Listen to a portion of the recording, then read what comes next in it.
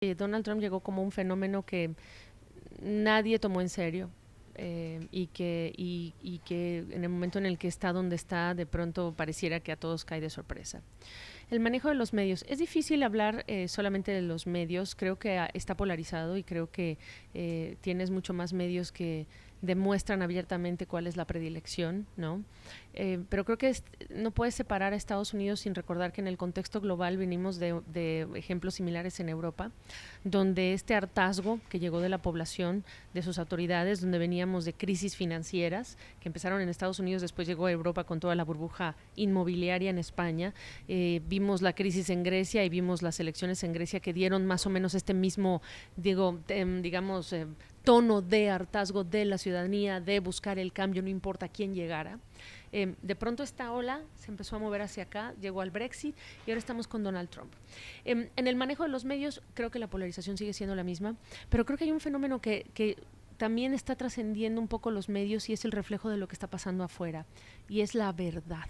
¿Qué está pasando con la verdad en una coyuntura como la actual en Estados Unidos y con los medios? La verdad se ha convertido como en un segundo plano para el ciudadano votante hoy día por ese hartazgo, y eso es muy peligroso. Y no importa que tengas facts y los hechos y las estadísticas, lo que importa es que por años vienes con el prólogo que viene acá en esta coyuntura es un prólogo de ciudadanos desaprobando el Congreso porque no pasa nada, son ciudadanos que no encontraron ninguna solución después de la crisis financiera, son ciudadanos acostumbrados a mirar cómo crece una clase media durante el siglo XX posibilitada por el sector automotriz, por ejemplo, en Estados Unidos, y hoy día no, hoy día tienes trabajadores que quedaron desempleados y no tienen las habilidades técnicas y no es fácil emplearse. Entonces, es una ensalada de cosas en las que ese hartazgo es más votar en contra del status quo más que votar por, ¿no?, un Donald Trump. Ahora, hay gente que está convencida de votar por él, sí, pero creo que Donald Trump es un ejemplo muy interesante sobre una persona con el conocimiento de mercadeo y de uso de medios brutal, medios de comunicación que tienen que marcar que están desafiados en términos de hasta qué momento esto es noticia y hasta qué momento no, y cómo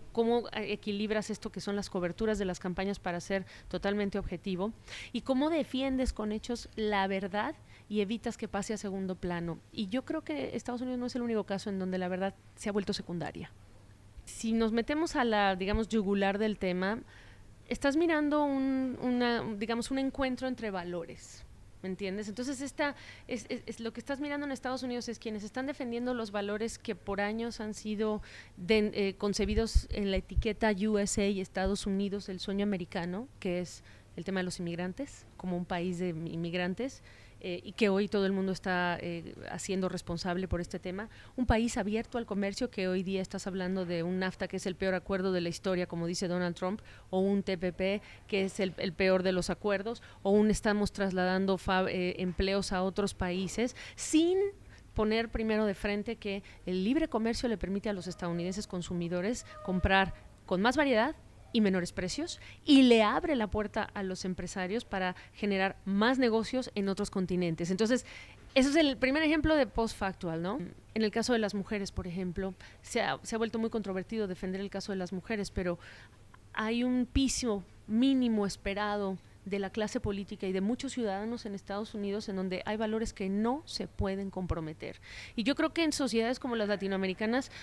tienes ejemplos en donde la gente pelea también por esos valores, el matrimonio entre personas del mismo sexo, el aborto, etcétera. Entonces son sociedades que están confrontadas en este momento por valores, pero aquí estás hablando de los valores que describen a una nación, y hay mucha gente que tiene miedo de que esos valores estén comprometidos, y por eso es la intensidad de incluso medios de comunicación que ni siquiera antes expresaban abierto apoyo a ninguno de los candidatos, que hoy día lo estás viendo público. Entonces, estás viviendo un momento histórico para Estados Unidos y para el mundo, de un país que ha representado muchas cosas, algunas controvertidas, otras no, como ejemplo,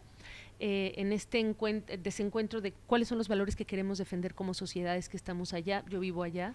y sí, como periodista es interesante, pero también como ciudadana que vive allá es peligroso. Yo te diría que si nos pusiéramos a ver todo el footage que ha habido de Donald Trump, incluso antes de Los Simpson, era casi que muy fácil.